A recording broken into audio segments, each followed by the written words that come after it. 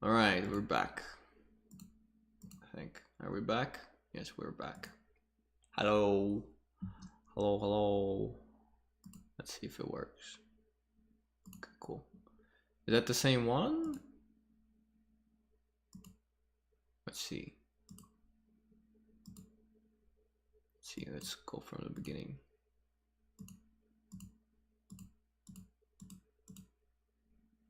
All right. Well, I guess it's gonna be silent for the first seconds, I guess. How's everybody doing? My microphone lagged out and I couldn't speak for some reason. I don't know why. Let's see how it. So is it like silent for the first few? Yeah.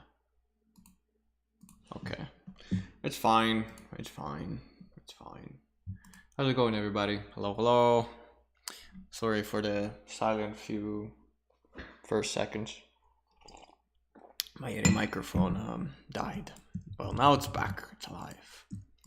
All right, let me just make an official announcement that we are live for everybody. Everyone, let's go. And we need to do the same with an Instagram. Right. Does anyone want to do be my personal what you call it? Social media manager? Anybody?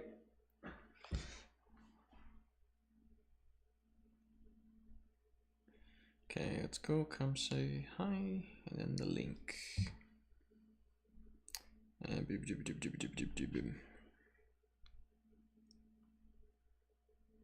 we have 1 minute till we start. I still have time to repost everything. Okay, share, copy.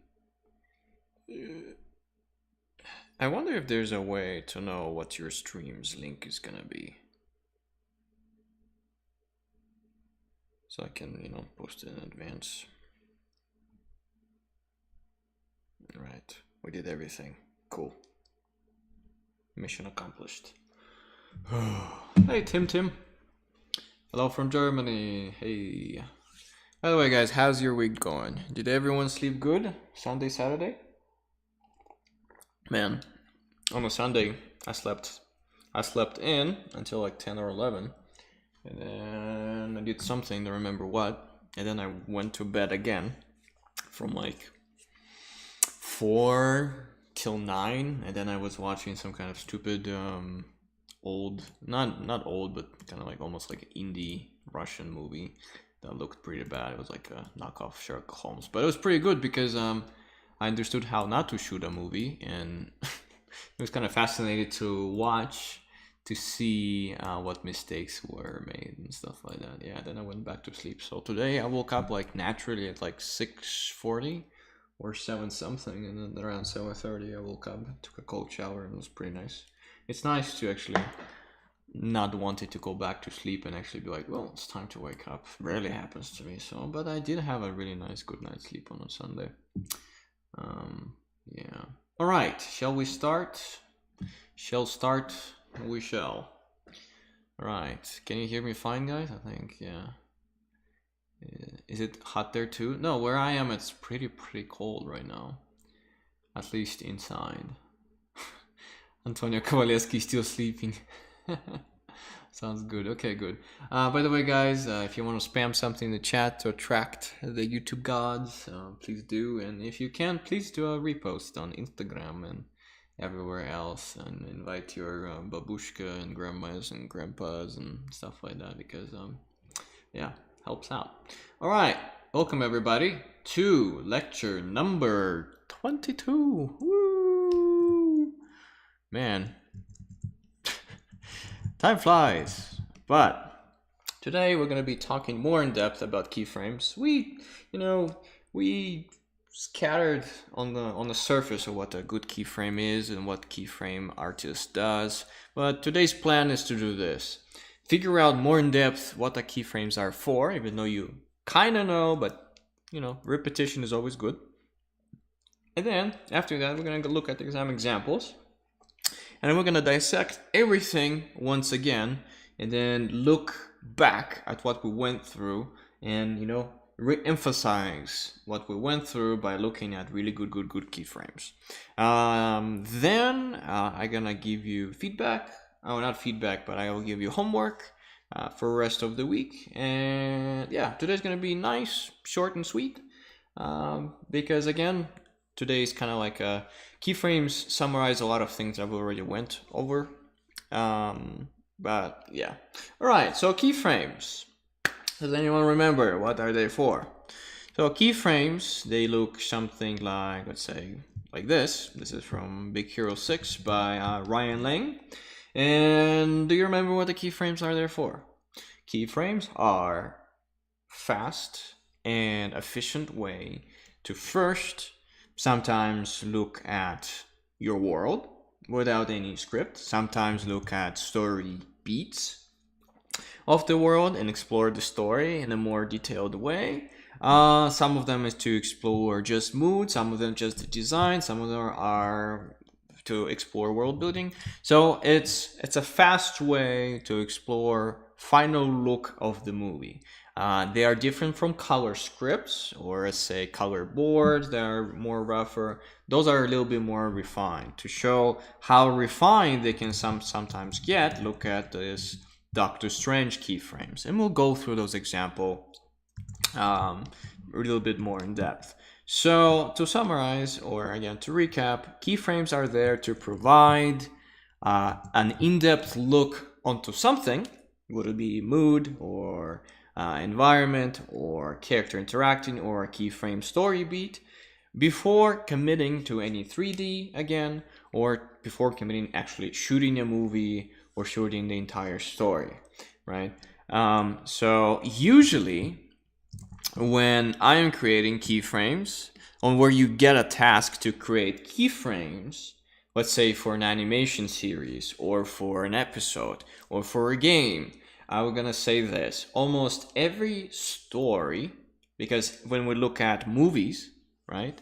When we look at movies is a story. When we look at an episode is 20 minutes, a movie is 45 minutes, a game is, a good game is 9 to 10 to 11 to 15 hours of gameplay, right? But every story is, well, for the most part, point A to point B journey, right? So a lot of the times when we need to create a keyframe, we'll have a story or something to pre-visualize. It could be a game, it could be an episode. And let's say you get a task, or you get, let's say, a lot of the times I will get hired and they will say, we need concept art, or we need this. Sometimes the director itself doesn't really know what they need. They just know that they need me to pre-visualize something. So your job as a visual development artist, be like, so you're gonna ask your director or a person that hires you, you're gonna ask, what do you need? And they're like, well, I have this story, and then it has this, and it has that. And you're gonna say, well, did you start developing anything? Is there, any concepts? Like, and then the client is gonna be like, no, we have some reference. Maybe it's gonna look like this. Maybe it's gonna look like that. Maybe we'll have a script. Well, we have some beats here and there. And then your job as a visual development artist is like, stop. Okay, so you technically have no idea how your entire project gonna look like.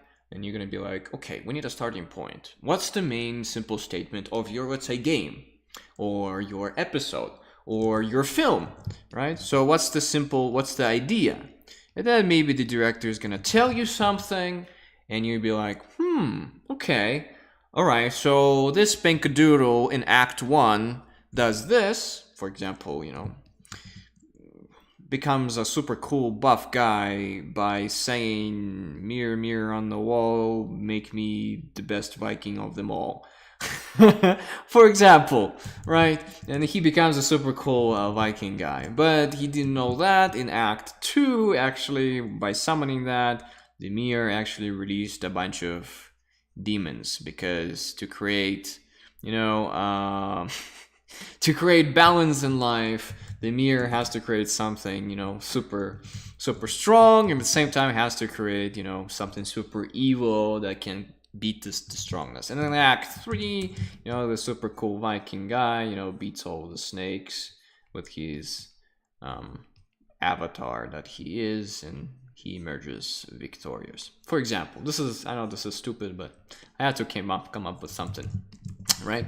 So you're talking to the director, and he may say you all of this, and you, as a smart person, right? Let's say there's a few things. Let's say first it's a feature film, or let's say it's a game, or it's an episode. Doesn't matter, right? Because you need to explore the main story. And I always say that's why I gave you the 3 keyframe structure, is because when you are thinking about any story, you should need to think about Act 1, which is usually the setup.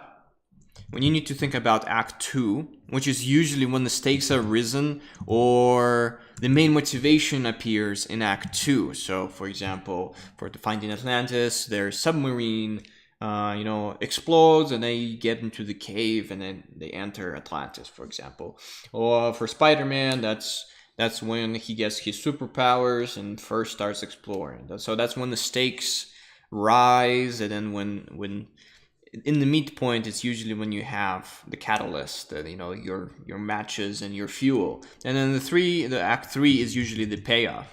So usually, it's really nice to, when you get a task or you get a story that you should pre-visualize, keyframes are there to explore A, an entire idea, B, the world itself, and then 3, maybe lighting style and everything else before committing to anything.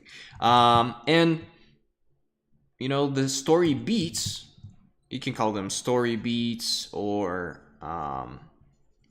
keyframes.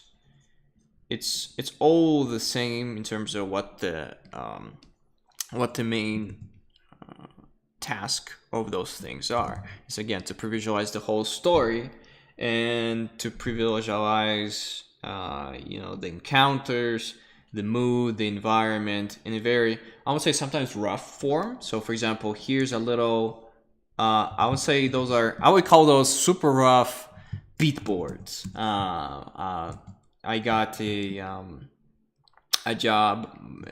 It lasted, I think, 2 days, yeah, or even like a day and a half, something. It was really fast. I think for one day I had to plan everything out, and for the second day I had to color everything out. So that's why everything is monochrome. But I had basically a point A to point B story for a pitch for a movie.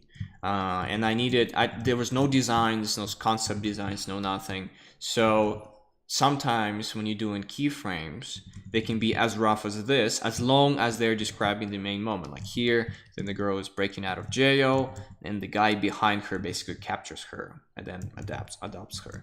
And then this one, the guy who basically captured her dies, and then she finds love, and then she betrays somebody or becomes horrible because of the other guy, and then she basically rebels and becomes her own thing, right? So here, as a keyframe artist, I don't really need to go too in depth. Why?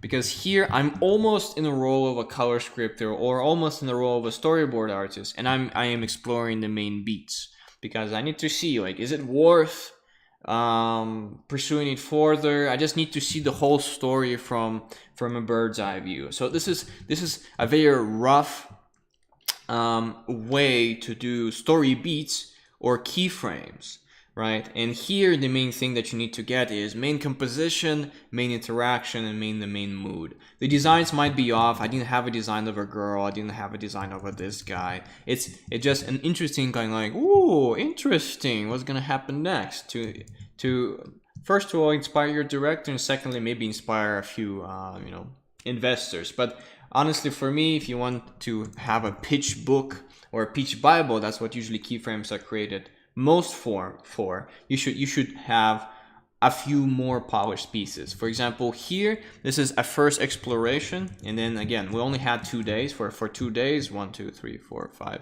think 5 paintings is not bad.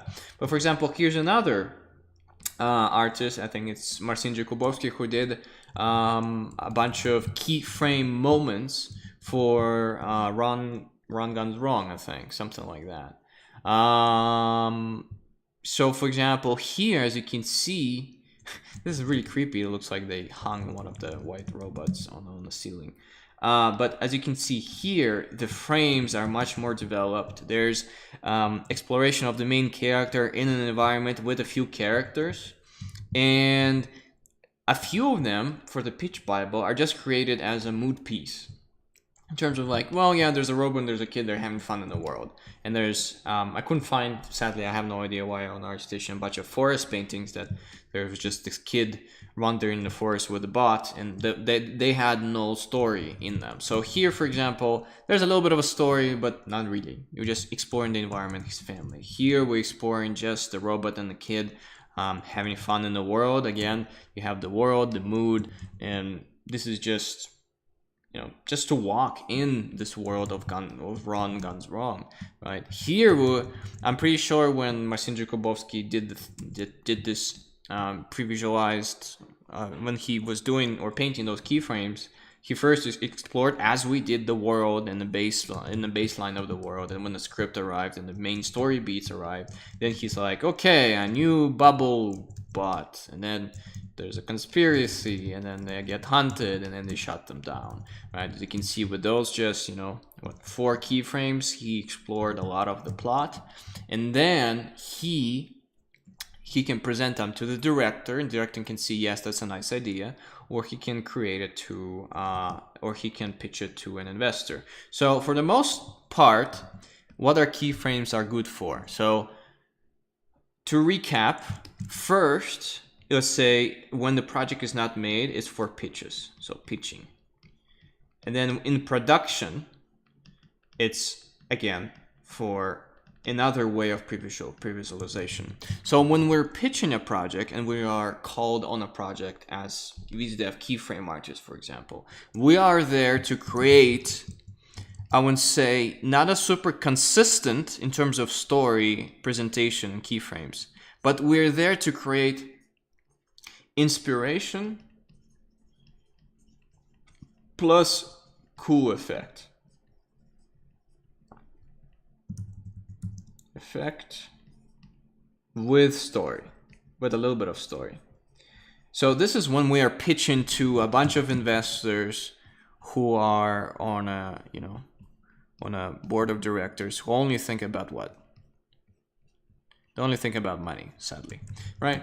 So, for example, I've participated a lot as a keyframe artist or as a, rough keyframe artist, and then let's say Felipe, our next guest, who's going to be on Wednesday, would, paint a clear version of whatever I pre-visualized, and everything that I created was kind of like in this style, then he defined it. But when we're doing anything for a pitch book or a pitch Bible, or for a director who then will do a pitch towards, let's say, Netflix executives or someone else, what you're gonna do is you only are looking for inspiration and see a bunch of art, so the directors are inspired and see potential in it, right? Sometimes after after pitching the pitch Bible, so pitching Bible, the project will get into R&D. This is called research and development.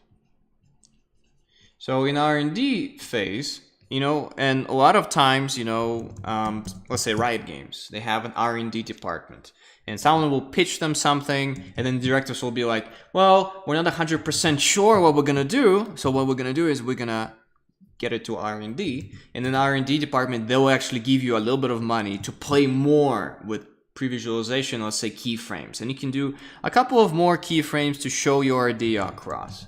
And then they'll be like, all right, those are pretty cool. You explored a little bit more of an idea. Maybe the designs in there are cooler. But when we get into actual production, then there's a final story. So then you're going to do final keyframes for, let's say, final moments. So again, there's different stages of creating keyframes that require different approaches. Again, in pitch Bible phase, you are creating images to inspire your producers, and you don't have too much time to go into nitty-gritty of everything. So what you need to do is you need to, again, inspire them, get inspired yourself, and do a lot of cool effect stuff, and only cover the main big, most interesting moments of the story that are gonna be epic and awesome. If you're doing like a fantasy thing, 100% do like the final fight, and then maybe the beginning, and then maybe a few interesting conflicts. So the producers will be like, "That is a great story. This is so epic." And even though if at the end it will be not a dragon anymore, it doesn't matter. You're there to get this first attention, right? And whatever inspired the producers here is going to carry on into research and development, and see if the project even gets greenlit, because you have no idea how many projects get initial funding and then they just wrap it up because they think it's not going to make money, because it's cheaper to spend $200,000-$300,000 and then not go through the entire project, because it's going to cost like $100 million or $3 million depending on the project, right? It's easier just to shut it down. But if you're lucky enough, and then your keyframes that you did here get carried on into the R&D and they get approved, then you get finally greenlit, and then you can actually work on final pieces of keyframes. This is important for you because you need to understand in what production are you. So if a director comes to you, say, "We're only in research and development," you're like, "Okay, cool." So you're already impressed to the everybody, so the only person I need to impress is you, our director, right? When you are working with that director on the pitching Bible, you need to be like, okay, what did the producers want? Who are our bosses, and what are they looking for? So you are designing under this perspective. And when you're in actual production, then you need to be like, well, where's the script? Where are designs? What are the main characters? So I can come up with final keyframes of those moments, right? So each time it's a different approach. As you can see here, this is done for pitch Bible, or I guess an initial pitch to an audience and to a few investors that just needs to support the bigger presentation and bigger teaser trailer. So I did that because there was a pretty good, trailer already made in 3D, and I didn't need to do really in-depth keyframes. So this was a good for initial, pitch. And then when Ron gone wrong, here, I think, if I'm not mistaken, Sergio Pablo sold the idea to, I don't remember, it was either Sony or Netflix, I don't remember for sure.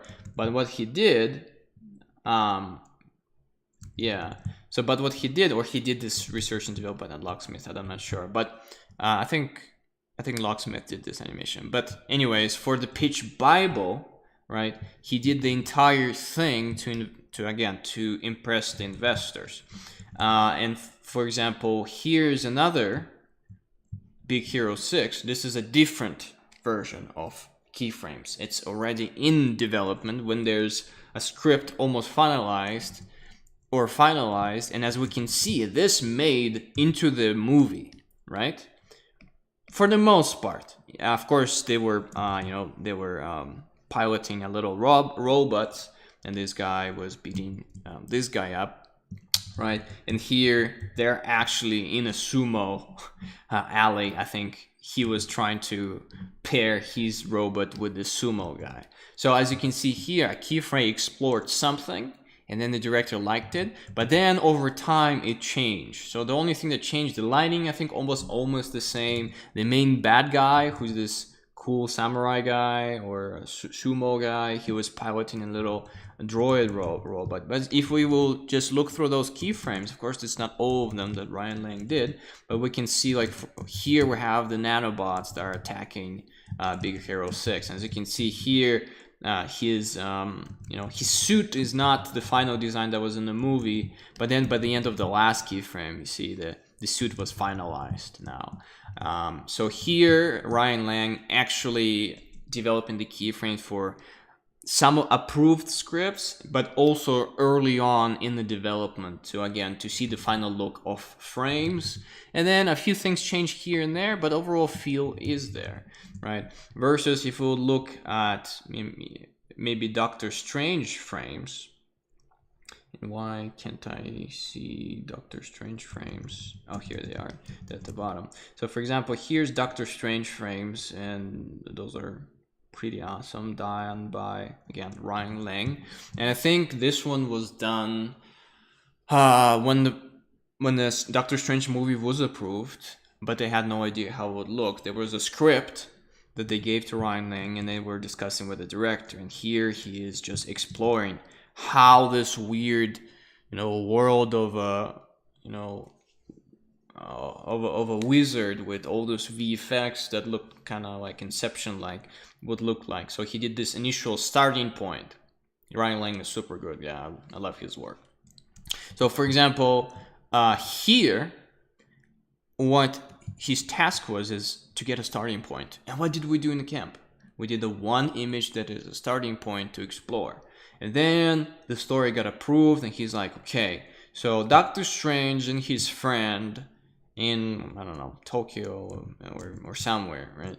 And they're like, okay, that looks good, maybe it's a fighting, maybe it's a fighting moment with them too. And then the director's like, yeah, I think, let's explore some more. What about the main protagonist? Well, like how is he gonna appear? Maybe he escapes some kind of like a lab or something, and then when he kills people, they start lagging in space and get teleported into a weird upside down world, right? And he's like, well, yeah, maybe. What about the initial moment when Doctor Strange gets defeated or encounters something for the first time with those creatures? You're like, well, I'm not sure about that, but yeah, cool to see. And then the script changed again, right? Here, like, okay, let's look Doctor Strange fight with the main bad guy, and we need to see how that's gonna look. And maybe they didn't even cast a bad guy yet. And Ryan Lang, what he did, he pre-visualized this, this guy, and they're like, who can play this guy? And then they can get a lot of interesting visual cues, like, well, what's gonna the set is gonna look like, what the VFX is gonna look like, what the color grading is gonna look like, And there's a lot of things that Ryan Lang is exploring just through keyframes. Here's an initial encounter with Doctor Strange, and that's awesome because, same color palette stayed absolutely the same as in this keyframe. And instead of building the whole set for the movie, all they had to do is they had to look at this, right?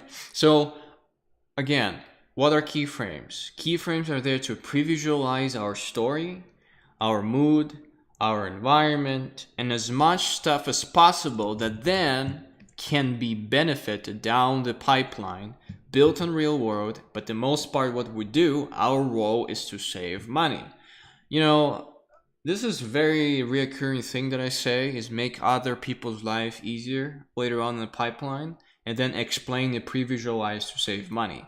Honestly, if we look at character designers, environment artists, or color key artists, or concept artists, we are here to save money, because working in 2D and working fast, makes sure that they don't spend money on actual building a set, hiring an actual actor, or building something in 3D that doesn't work. Each pipeline or each station of the pipeline, doesn't matter where you're at or what you do, is there again to save money and make other people's life easier. Either it will be directors, 3D modelers. With keyframe artists, I think they work pretty close with directors.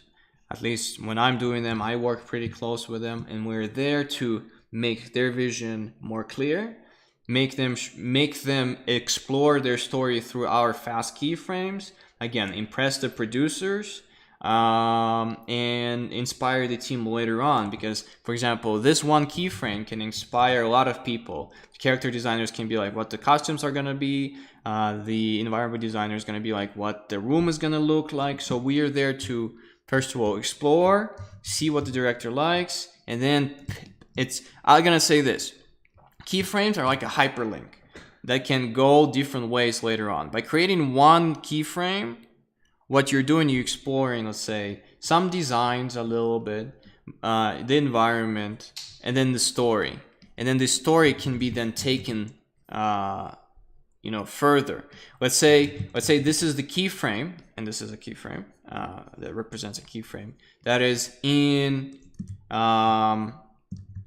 pre-production or in the pitching phase. So first, let's say pitching phase, right? It's there to explore a few designs, a few characters in the story, and that can, you know, hugely impact the director when he's writing a story and when he's pre-visualizing characters and everyone else, and then he can actually pitch the story better to the investors, right? So again, we made someone's life easier. That's in the pitching phase. Let's say you are in R&D phase, and then you're not the only one on production now. There's actually, you know, character designers and environment artists. What you do, you're feeding them food for thought, and they, again, it's the process of adding, like in Pixar, they make environments on top of that, they make characters on top of that, they make, you know, maybe storyboards even just from one of your keyframes, and that's in R&D. And let's say if it's in an actual production, right? Now they actually gonna make this as final thing, and then they actually gonna build it, and they actually gonna use it as an actual reference or an actual beat from the story. So as you can see, we save up a lot of money by doing keyframes to the production. Because, for example, do you know what's the day rate of, for example, of Robert Downey Jr., for example? What's his day rate or hourly rate? Like, what is it, $10,000 an hour? I have no idea, right? So yeah, so basically what we are doing is we're making sure that the production is not going to spend, you know, 2 hours shooting with Robert Downey Jr. in a set that doesn't work, or in a set that is not final because we didn't design it properly, we didn't do a keyframe for it, or say if we didn't do a color scheme for it, it was lit weird. So then they either have to fix it in post, which is more money, or they have to rehire Robert Downey Jr. and do it on day 2, for example, and reshoot everything and spend double the time and double the money, instead of just, you know, making a keyframe and pre-visualizing everything in advance and not spending that money. So that's how I roll. Okay, so now that you probably knew, but now you know a little bit more in depth, you know, how the keyframe process works, let's just explore a little bit more of what Ryan Lang did.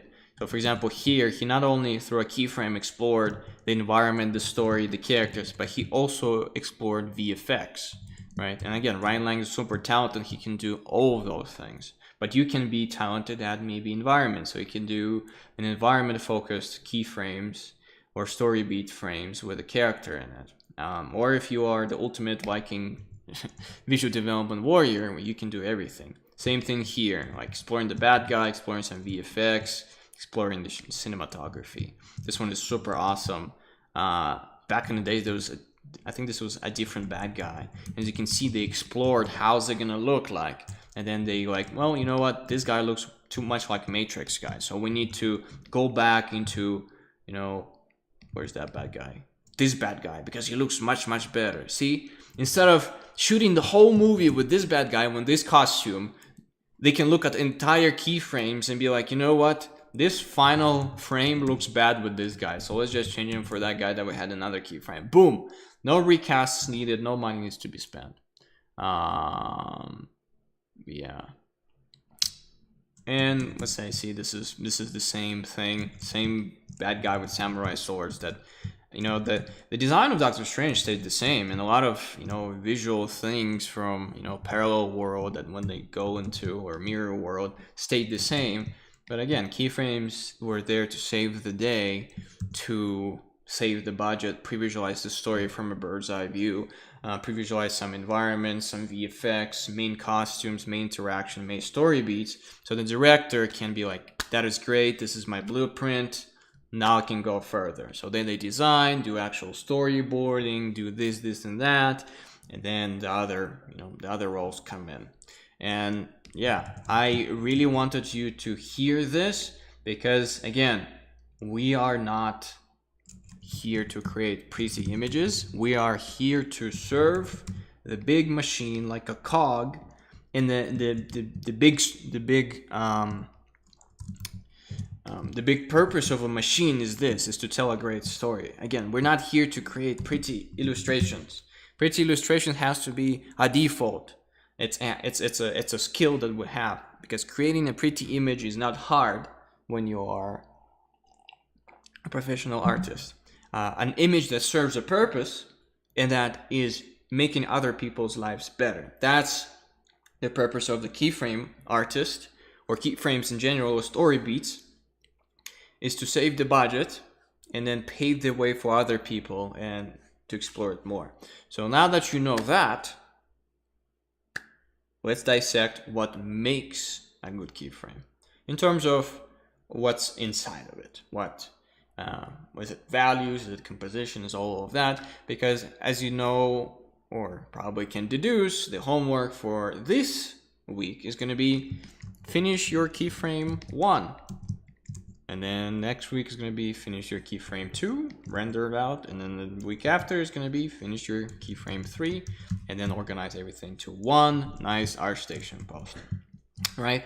Yeah. So now I just want to, spend some time with you guys dissecting those really, really awesome visual development keyframes, and then trying to come up with a checklist for you guys to look at, so you can make your life easier by remembering about this checklist. All right, so hopefully you guys are okay if we look at this image. I think it's pretty cool. Do you want to dissect this one? If you guys have any images in mind that you really want to dissect, and those are keyframes and they're part of the visual development process, drop a link in the Discord and maybe tag me or something in general chat English, so I can actually go through them and maybe we can dissect them. Because, sorry, I was talking to a cup, drinking coffee.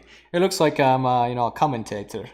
The horse is going at 5 miles per hour and he's 1 head ahead. The commentators who comment on the horses. Yeah, I have no idea what they say. Yeah. Or the boxers, like, the right hook. He got him with the right hook. And Misha wins. I'm out of peach juice. I only have coffee. So yeah, guys, if you have any keyframes that you want me to dissect, just drop them right here in general chat English in our Discord channel. Yeah, but for now, I'm gonna look at this one. Or you know what? This one I think is a good starting point. So let's look at this keyframe. What do we see? Mountains, CT, a bridge, a road, a boy and a robot riding on wires, and then some other robots assisting those bikers. What answers, or what questions did this image answer? Well, CT, right? Where does this world exist? The baseline, right? Where the action takes place. Maybe a few scenes, as you can see here. If anyone's seen Wrong Guns Wrong, as we can see here, there's a scene in the forest. So I'm like, they explore that, well, there's a forest here. Some things might take place there. And you know what? Maybe without this keyframe, the story or the director would have never went into a forest. Who knows? Maybe it wasn't written in the script at the time. And then they actually started with images as their first visual development. So they're like, where does our, where does our story takes place? So they're like, okay, it's a small city. There's mountains. Cool. That already gives us some idea onto some potential shots in the forest, in the mountains, maybe with this boy and the robot. Again, an image that raises a bunch of questions and answers them, that's a great image. And then it's like, what's going to happen after, what's going to be before that, right? And then like, well, there's a bridge with a train, so maybe that's another scene that could be cool. And then you look at the characters. I'm like, well, those characters have like a GPS map. So basically, this is a society with robots that help people with their day-to-day tasks. Okay, good to know. But look at this. Oh, there's a little robot on wire, so it's probably defected. You know, look at his evil smile. So it's probably a defected robot that is not super normal. And you're like, well, the story is probably this, that this boy got a weird robot that doesn't function normally. And you're like, okay, I see it. Cool setting, interesting premise, and then I'm interested in what's gonna happen next. So this is the purpose of this image, right? Raising questions, answering them, and then making sure then whatever images come after that, they have this as a baseline. So as you can see here, the baseline over here was like, okay, it's a bright, cheerful, sunny side, but where does this guy live? You know, and then like we get over here, and we get the sunny, interesting colors from this image. And then another questions are answered, right? Well, there's a babushka that really likes meat. Hopefully this goat is not going to suffer because of that, right? And he has a father who probably is not paying attention to him whatsoever. He feels lonely, and the only you know character who really loves him is probably maybe his grandma. It's very interesting that just through this image they explore the relationship of the kid with his father, and then with the robot that gives him happiness now, but he feels left out by his father, and the only thing that he can be entertained by is probably the robot and his grandma. Maybe he loses it later on. So see, this is another piece of Keyframe that explores, first of all, location, where the kid lives, his relationship with another character, and then the relationship with another character, which is his babushka, right? So, but this is, again, this is a story purpose, or purpose of this keyframe in the context of the story. So to make a point, let's do make point one. Serves, how do you spell serves,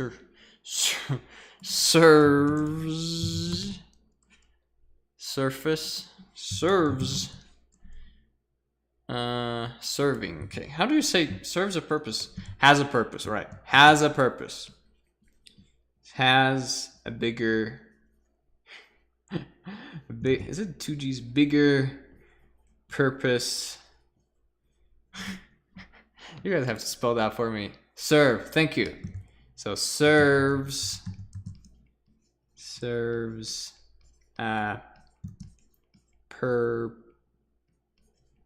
purpose in a bigger story, then raises good questions and answers some of them. Answers some of them. If I'm gonna have a really bad writing, no one can spot my bad English spelling. Brain has left the chat. Yep.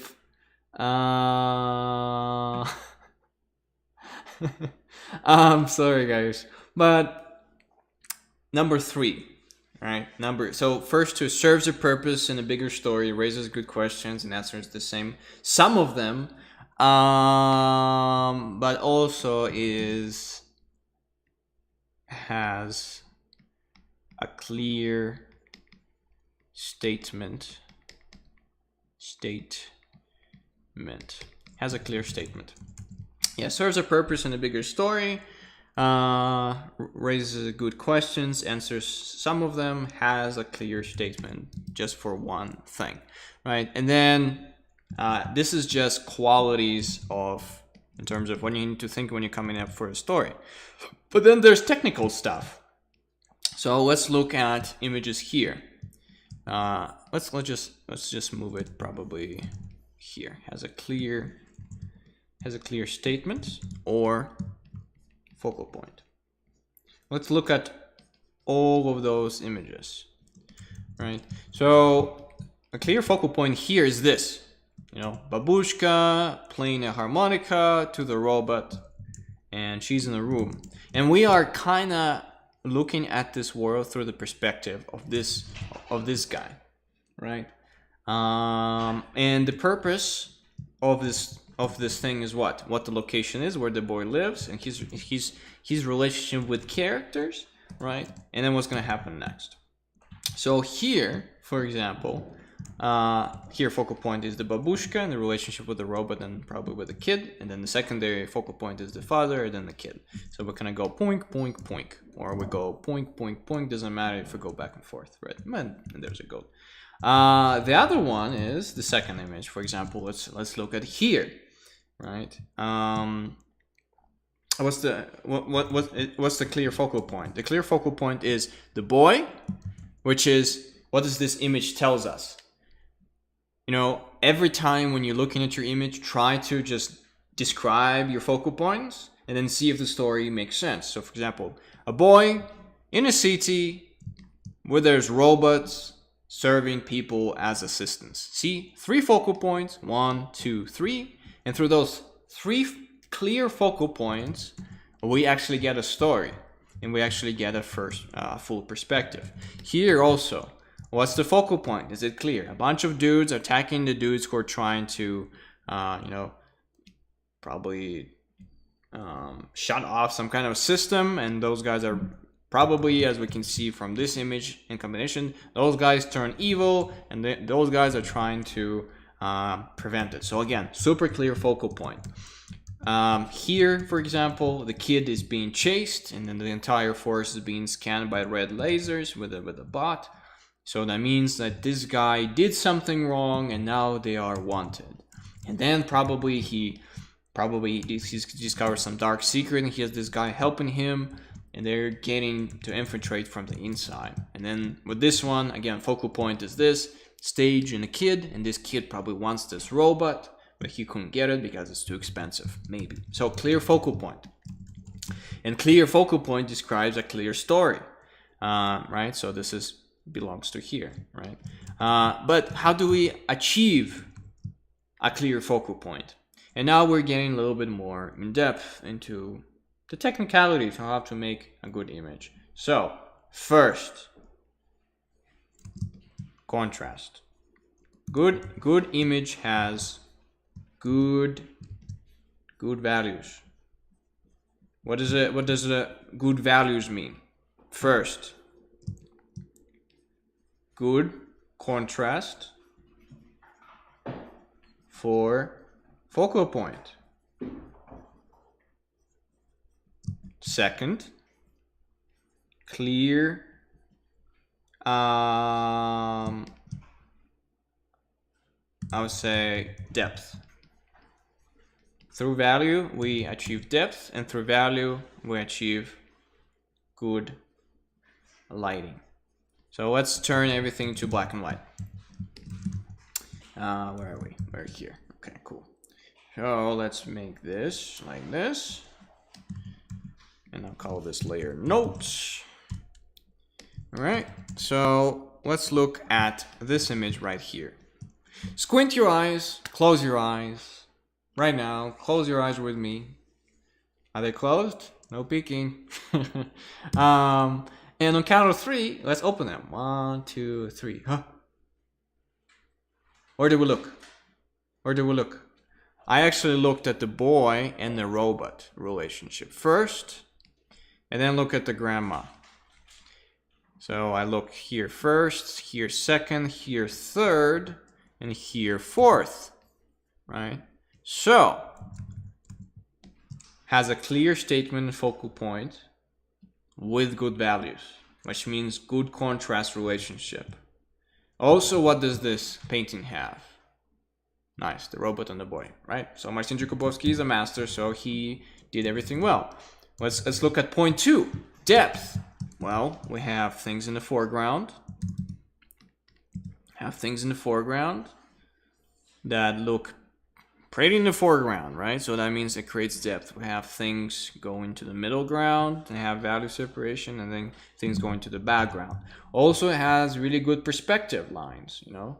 So, and things are going into perspective as things recede in there. So there's more depth through perspective. What else is in this? Lighting. Okay. Well, good lighting provides good contrast for the focal point. But here the lighting is on the robot, and the most contrasty thing is the boy. So that's what creates through the fridge. And the lighting is from right to left, also kind of revealing some of the environment. So the lighting is also good. Let's look at this example, right? So let's just go point by point. Right now we're in black and white, okay? Area. So has good values, right? Clear foreground, middle ground, background, right?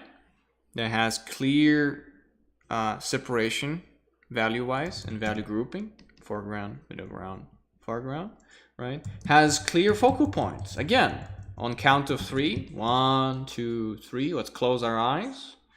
And then on count of 3, let's open them. 1, 2, 3. Huh?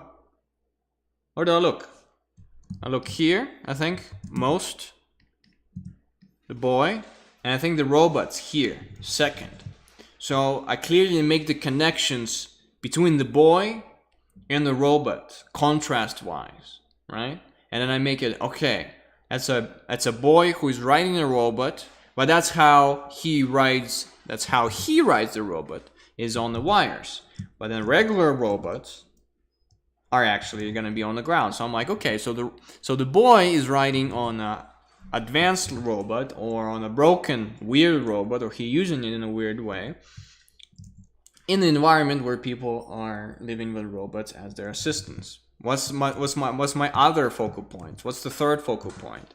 Then after this I jump here, right? And then it's a city that lives in the mountains, the fourth one, right? So again, clear focal points through values, and through values and through contrast we attract, like magicians, we attract the eye in the right areas. As you can see, this is the most contrasty thing. This is secondary in terms of contrast, and then third and then fourth. So dominant, subdominant, and then we go back in terms of contrast forever, right?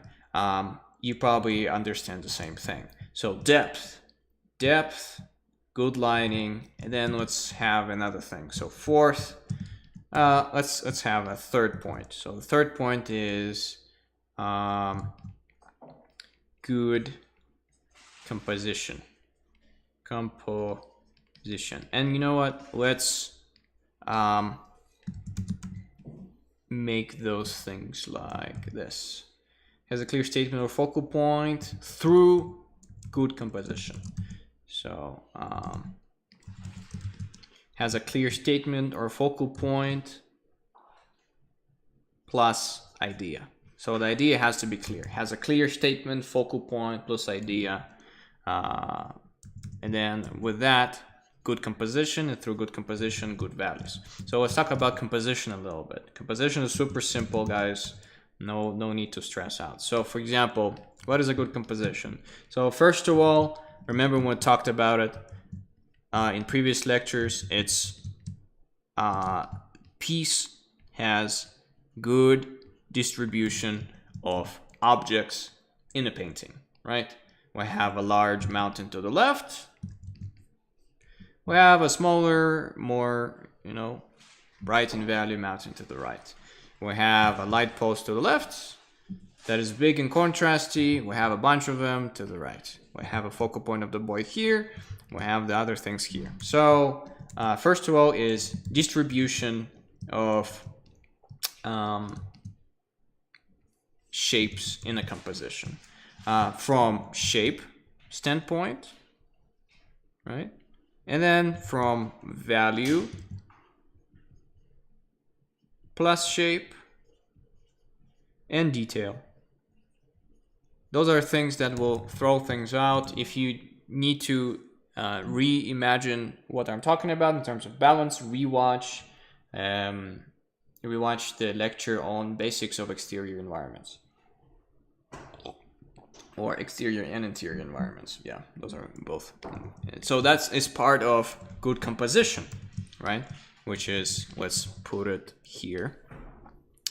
So you have a nice, checklist later on. Let's make this number 3. Good composition is balance in terms of those things: shape, value, and let's just do this. Let's just do this. Good composition through shape, value, and detail, balance. Also, this is also relates to composition. Hopefully this is interesting for you guys. I don't know. It's always interesting for me to remind myself what makes a good image. And this is actually more beneficial for me than you probably. Because I sometimes forget, And then let's make this as another color. So for example, another thing is, so we can just call this balance. Number 1 or A, balance. B is flow.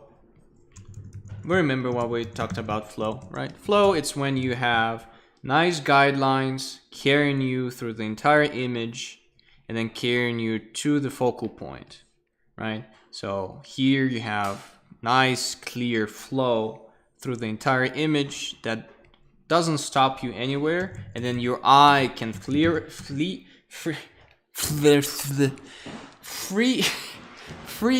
roam through the entire image, right? So another thing is flow, and I'm just gonna make it as flowy image, and then balance. I'll just have a nice weight thing here, right? Balance through shape, value plus shape plus detail here, like this. All right. And then, and then again, balance of shapes consist of themselves of being on the rule of thirds or through the rule of dynamic symmetry. Then we went over basics of environment, exterior and interior designs. If you don't know about that, go rewatch that. We went in depth about dynamic symmetry in there, right? All right, so then third, let's look into color, or we'll have values, right? So good values, and that means good lighting. And good lighting leads us to what? Good lighting leads us to color. So fourth is color. And now that's the fun part. So let's get this back like this. So color, that means color does what? Color emphasizes. I have no idea how to spell this word. Emphasizes story. And then emphasizes story. And then sells mood. And then highlights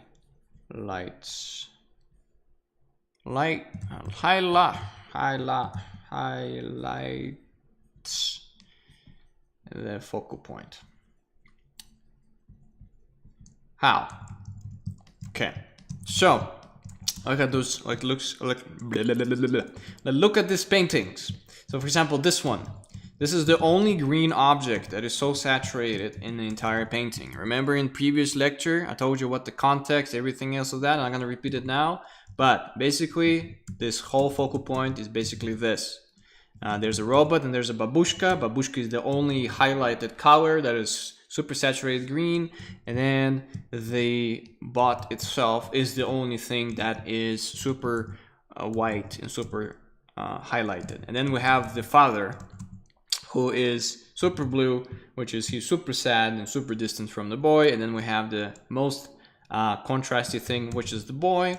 Don't look at this thing to the right. This is only created to balance out the boy, because I'm gonna tell you this, if this thing didn't exist here, the whole composition would have went sideways on the left to the boy, and then there would be something missing. Remember when I talked about balance? Here's value and contrast balance. You have one dark thing on the left, you have another dark thing on the right. Let's see if we talked about, yeah, shape, value plus shape, detail. Yeah, so, and as you can see here, again, emphasize the story. So stories here, it's a pretty, you know, happy moment. That's why they chose the color yellow, and she's a pretty cheerful, brightful person. But in this cheerful and brightful environment, we have what? We have a blue and sad person who is probably very distant. This guy is distant in terms of composition. This guy is distant in terms of, you know, color aspect. He's pretty distant in terms of he's blue from this color, right? So color is emphasizing on those first 3 points, right? Another thing that I want you guys to also think about is leading up to your focal point with your color. What do I mean by that? So for example, if you look here, we have oranges and yellows, right? And they look something like this. But also in this environment, let's just pick up all those highlight colors that look super bright and awesome. But then what we also have, we have different colors that are slowly doing what? They're slowly connecting our focal point with another color space or another highlight or another story. So, and that's another thing.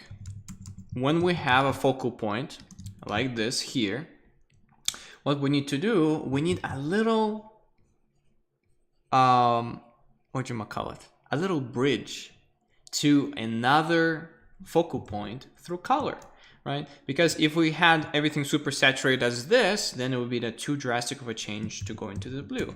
But as we can see here, whatever I did here, the progression is graduate. So that's another thing that you need to do with color. And here, how did they achieve? Well, there's fall off. And then when you have fall off, things are going to get darker in the shadow area and they're going to be less saturated. That's how they connected this focal point with this focal point. So that's another trick that I always use, is connect your focal points. Here is the babushka, right, with a green, and here is the dad in a fair background. And how are they connected? They're connected by a bridge of colors that slowly go from saturation to desaturation, from warm to cool. And that's how we slowly connect to our other focal point. So this is really important in color. Yeah, let's look into other, other examples. So here, if you didn't look at previous lecture, which was color and light and story through color and light, please go look at that. Because this uses the same principles that we talked, which is warm and cool colors. You can see this whole image is blue and orange. You know, this is the entire color palette of this thing. Here, what do we have? Again, the color is emphasizing the story. It's a green, dark, weird sci-fi thing. So now we have a pretty bright, but at the same time dark areas, very dramatic. That's why the value range is so far apart. And then also the reds are complementary to the greens, and the lighting, again, the most contrasty thing is the boy, and then the gate, and then the most saturated thing, or the red accent, is the bots that are attacking them. So again, color is not distracting, it's emphasizing. Same here, for example. Interestingly enough, this is very desaturated and weird, right? And they're searching for something, the color of hope, orange, right? On this desaturated, not very threatening yet, but we get some, green colors yet. And then they see something in the distance. Is that his bot that he's searching for? What is it? We don't know. Maybe it's a beacon of hope. Maybe it's a beacon of, dread. Who knows, right? So same thing here. Lighting is super clear. For example, here the story is not so big through color, right? But color here is, well, this is the most saturated thing, so the focal point is super clear. The lighting is very heavy on silhouettes for those guys, so the focal point is pretty clear, which is the boy looking at the hologram. That's it. It's not distracting. It's everything that we needed to know. And then probably the fifth one, which is the most boring one, is maybe, I would say this is kind of like render. Render, detail, and texture. You know, just add detail, add render, and add texture to things around the focal point, and then whatever else is, you know, just simplify it as much as possible. I can also add, you know, design to it, because, you know, sometimes in keyframes design is not super important. Yeah. So this is my list. So first, clear idea and focal point in mind. Then good composition through balance of shapes, values, and detail that has flow, and good values that has good contrast for the focal point, and it has good depth, and has good lighting through. Again, value, which is, you know, the highlights or the contrast areas through color, emphasizes the story through color. Sales. How do you sell cells? Anyway, sells. I have no idea, guys. English weird, but sells the mood and highlights the focal point through the color, through saturation, right? And then fifth one is super unimportant one. These images would have done just fine without the render, but then render only the focal points, and then detail only the focal points. Texturize things that are not going to distract from the focal point, and then if you need to design some things, again, design everything that doesn't distract from the focal point, and then the designs emphasize your idea and everything else. So yeah, this is the main, how many points? 1, 2, 3, 4, 5. Those are the 5, I guess, how to make a good image, right? How to pretty image. Right, and this is how to think. And this is how to think. This is how to paint, and this is how to think.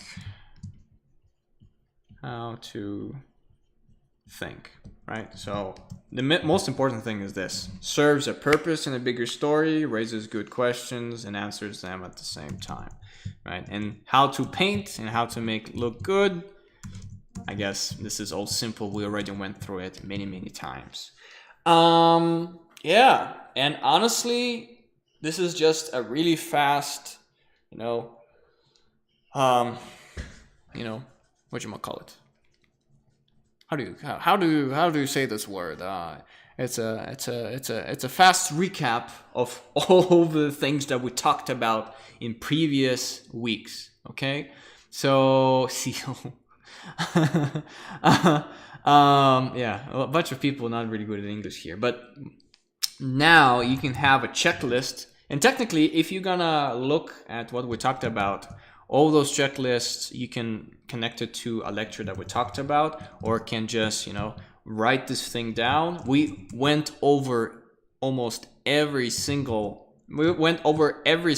point of those things, besides rendering maybe, but rendering is easy. If you can block in something unrendered, then, you know, you have, let's say, the head, the body, and then the legs. All you have to do is just separate them into 3 more things. Like, for example, I'm gonna do texture here, texture there, and then basically what you do is you zoom in until you have no space anymore. You can technically render forever. So that's why, you know, if you wanna figure out how to render, you know, just you know, define form more, define texture more, and do it until you run out of space. I guess my idea of rendering is, you know, is this: I usually finish a picture when it looks good, and if I add render, nothing is going to change. So then what I do is just I add a render only to the focal point and see how it looks, and then ask myself another question. If I'm going to add more render, is it going to be that drastic a change or not? And if the change is going to be like 2 or 3%, or even 5 or 10, I don't do it because there's no reason. If the change is going to be like 85%, then yeah, start, you know, pushing the image even further. So yeah,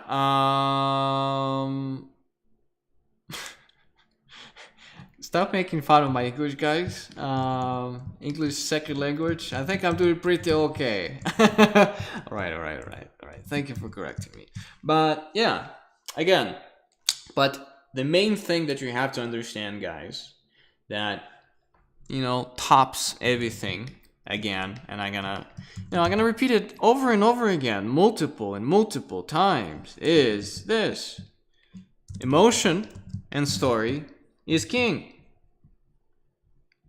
All of this above and story, all of this above needs to go through a filter. You need to look at this, and yeah, and every single step that you make, you know, needs to go through that. Because color, what color do I use? What is my emotion? What is my story? Lighting, what lighting do I use? What light bulbs do I turn on? Emotion, story. What kind of flow lines and balance do I need to? What's my story? What's my emotion? All right. What's the great purpose that this image serves? What's my main emotion? What's my story?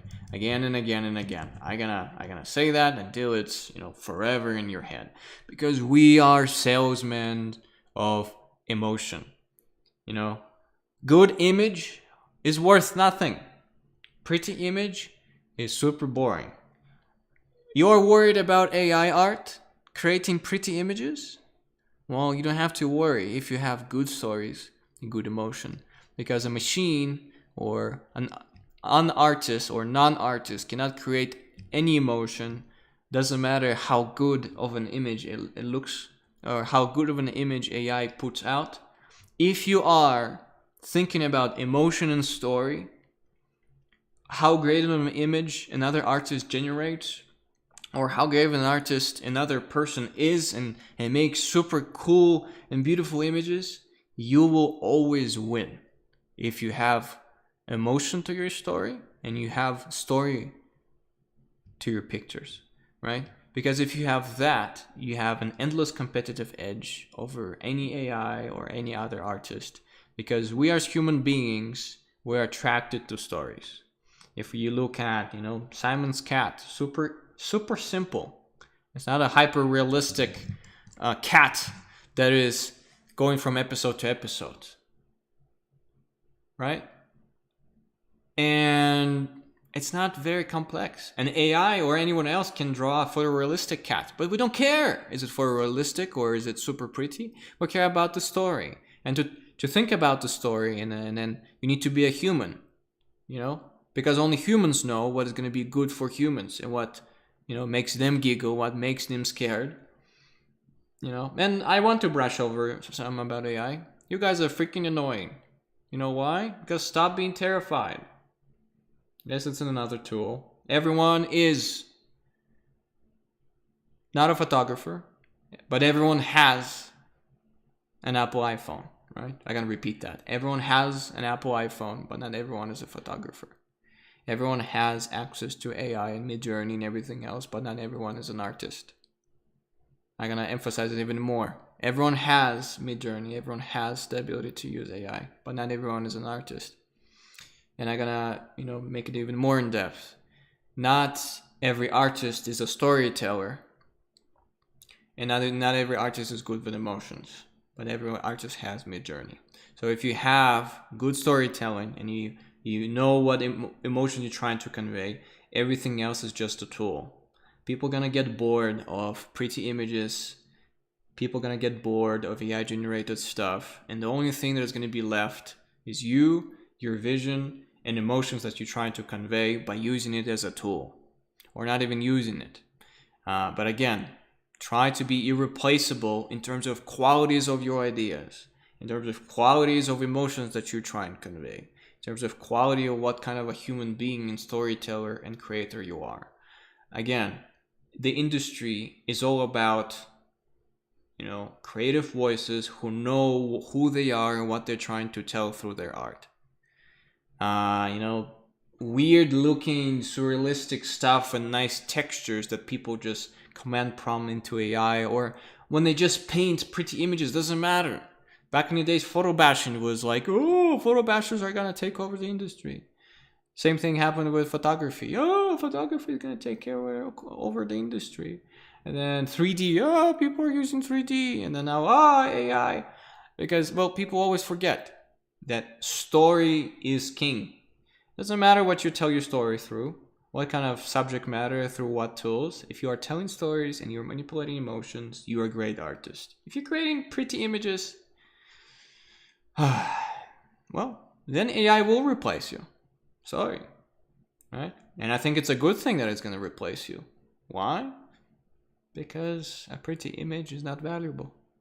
Pretty image doesn't have anything inside of it. And you have to focus, and it's good. You will be forced to focus on originality and how great of a, heart toucher you are. Is that going to touch humans' hearts? If not, then you have to think how. And that's great. I'm really excited for the next 5 to 10 years. And again, don't be worried. Just continue doing what you're doing, and everything else is just a new tool. And, use this as a motivator to improve, learn new things. And again, you're never going to be replaced if you are creating stories and creating emotions through your art. Everything else is just a tool. And if you're not doing that, well, you'll be replaced. And that's a good thing, because there's too many pretty images out there. And I'm okay with that if everything's going to be automate in terms of that. Let the best storyteller win, and the main, tickler of hearts win. I think that's it for today, guys. I have nothing else to say. I have only one thing to say, that you are great, and you are almost done with the entire camp. We only have 3 weeks to go. I am really glad that you are failing at good things and making mistakes. I want to congratulate you on that. Please make more mistakes, and that's gonna bring you to more successes. Let's just do Q&A session right here for 2 or 3 questions for people who are,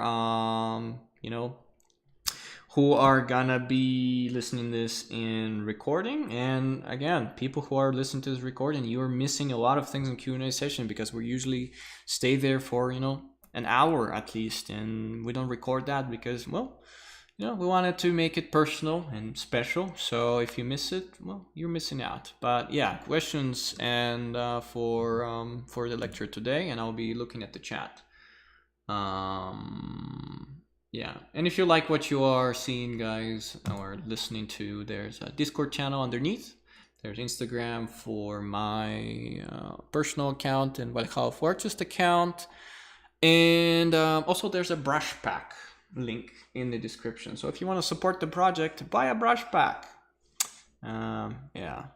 Well, okay, guys, I'm trying to learn how to market myself and make money from what we're doing. Yeah. Okay, so no questions. Maybe I explained everything well then. Okay, no questions. Be the salesman, Misha. I'm trying. Misha needs money for more peach juice.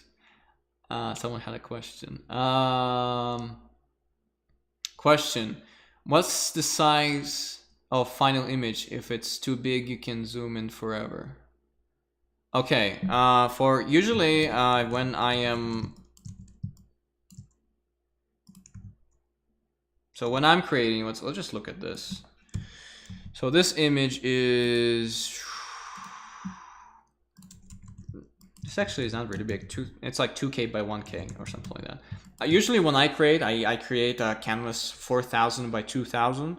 I'm gonna tell you this: if you are painting something rough, it doesn't need to be super detailed. Like even if it's detailed, just make sure that one of your sides, so one side or another, is not smaller than 1K pixels. Yeah. Yeah.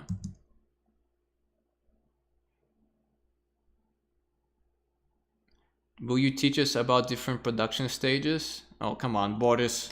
There's like, what is visual development? There's animation pipeline. I explained everything in previous lectures. So just listen to what is visual development pipeline. We listen to Borja's explanation of how things work. Yeah, all of that we covered multiple times. So yeah. How do I search for question? Create a poll. I have no idea how to search for things. Yeah. In terms of like resolution, guys, try to forget about square resolution. And super vertical resolution is also weird. So if you're creating for animation, try to do like 16 by 9 or ultra wide if you want to have it more cinematic, to add like black bars on top of everything. So, but try to forget about vertical format if you're trying to get into animation. Try to think about ultra wide screens and cinematic framing. Yeah. Yeah. 4K by 2K. Yeah. That's when I do a new canvas, every time I have a preset. It's called classic. And I don't need more. You can go less than 4000 by 2K. So for example, when I was painting on a worse computer, I was doing like 2K by something, like 900 or something. Yeah. So yeah.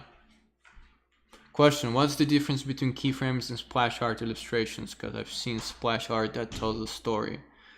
Well, the difference between keyframes and splash art illustrations is that, well, splash art illustration is usually much more rendered. Any image that tells a story is a good image, but splash art is usually there for loading screens of the game. It's there to look pretty, and it can have a different, different format. It could be vertical, it could be square. But for the most part, it only tackles one thing. It has to look good and pretty. That's it. And then a keyframe, it needs to look good and pretty, but at the same time, it needs to tell a story in a big thing in terms of like what the location is. Again, what is the relationship between the characters in it. So it tackles a bigger story, and it serves a purpose in a timeline. And splash art doesn't serve a purpose in a timeline. It doesn't matter what happened before it. Doesn't happen what happened after it. It exists in a vacuum, and a keyframe always exists in a bird's eye view somewhere in the middle, in the context, whatever's going to happen before and after, right? Even if we're going to look at first image ever of a keyframe, let's say it's the beginning of the story, we need to think what happened before the beginning of the story. Like, how did the world come to to this, for example. So yeah, a keyframe is something that always exists in a context, and something comes after it, and then it solves a problem for other things. And then keyframe, splash art, doesn't solve that. It just solves one thing. We need something to look at for 30 seconds when the game loads. So it looks pretty, and yeah, that's it. There's nothing to it than that. We'll have to paint this. Okay. Do you think that cinematographers are changing ratios based on the story? For example, if the movie is about skyscrapers, would they choose taller ratio? I don't know. Good question, by the way. Aspect ratio sometimes is chosen for the right story. But if you have tall buildings, well, actually you can have a thinner aspect ratio. Why? Well, because you're going to have buildings, and then the camera is always going to be doing what? It's going to be panning up and down And then less of a ratio you have, more of a pan or longer the pan you're gonna have, for example.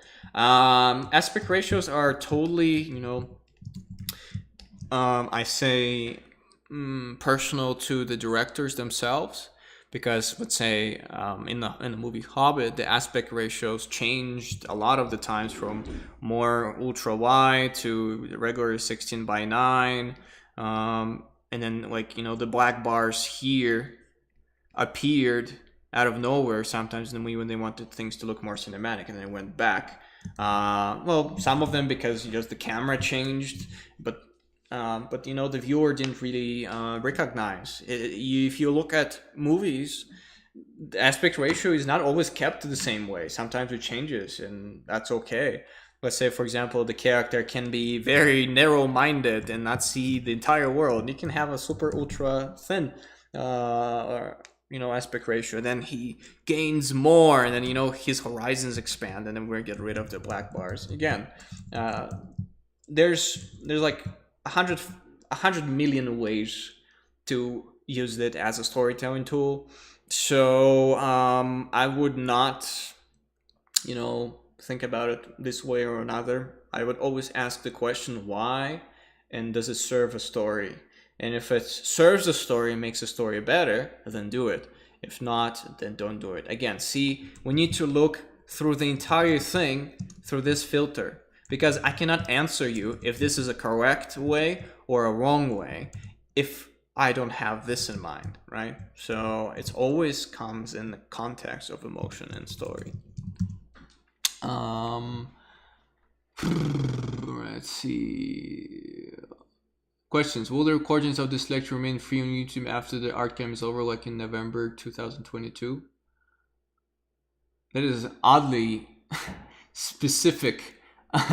Will you be only available to watch them in November 2022? Well, I'm not going to answer that, guys. Why? Because I want you to participate in the camp and watch everything as soon as possible. So treat this as maybe they will disappear and maybe not, but we don't know. Okay? You know, they probably won't, but maybe they will. So I have no idea.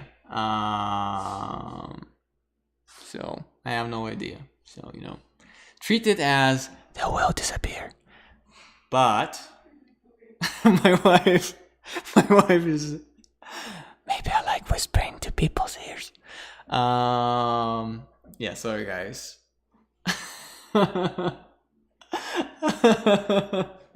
I'm sorry guys. Yeah, I'm sorry guys. But yeah, the lectures probably will stay online forever. But I don't want this to be a, you know, I want people to have this kind of time constraint that they might disappear. And I might, you know, I might sell this whole program to some kind of a school, and then they will ask me to take the entire, you know, lecture material off the internet. So I would definitely not download it, but watch it myself or yourself and do all the homeworks as soon as possible and be motivated that this is not potentially forever. Okay? Because this is really important that, you know, you... And I'm battling a chair as I'm speaking because my my coat got stuck in the wheel. All right, doesn't matter. Yeah. What you have to do is just, you know, go through the thing as fast as possible and do all the homeworks. Because if you don't do that, see, that's the thing. When people don't have the urgency of learning and they think that it's going to stay there forever, what's going to happen? You're not going to watch all the videos, and you're not going to educate yourself, and you're not going to do the homework. Because there's no, you know, there's no constraint. Because the moment they're going to say to you, yes, these videos are going to stay on YouTube forever, you're like, oh, I can get to them anytime I want. And you just not. Like, it's so amazingly funny. Like, a lot of the times I get... you know, a lot of questions on Instagram and other platforms. Misha, how do I become a great visual development artist? And I go like, just, you know, just go through the camp and do the assignments and just watch all the lectures. And I'm like, okay, I'll do that.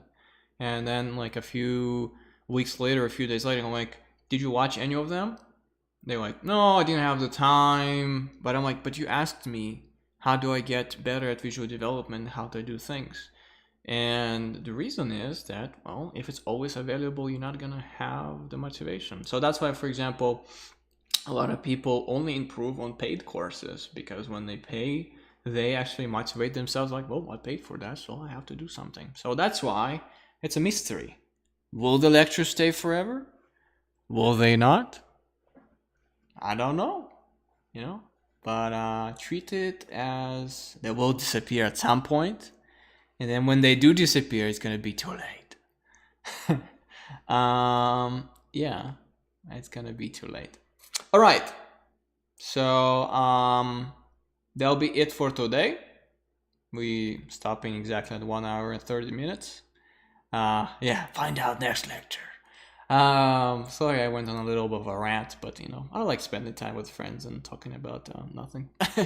Anyways, you're the best Vikings I ever known. Good job. Please continue doing your homework. Join the Q&A session after all of this, and you're on the finish line. This week, only do one of your keyframes, get it to a final form that you can. If you are gonna run out of things to do, start a new story or do an in-between keyframe between moment 1 and moment 2. And same for the next week. So instead of 3 keyframes at the end of the week 3 of this just working our keyframes, you're gonna have 1, 2, 3, 4, 5 to 6 keyframes if you have more time to do and you already finished your keyframes. Okay? Yeah, meet you at the Q&A sessions. Proud of you guys. Stay hydrated and skål. Bye.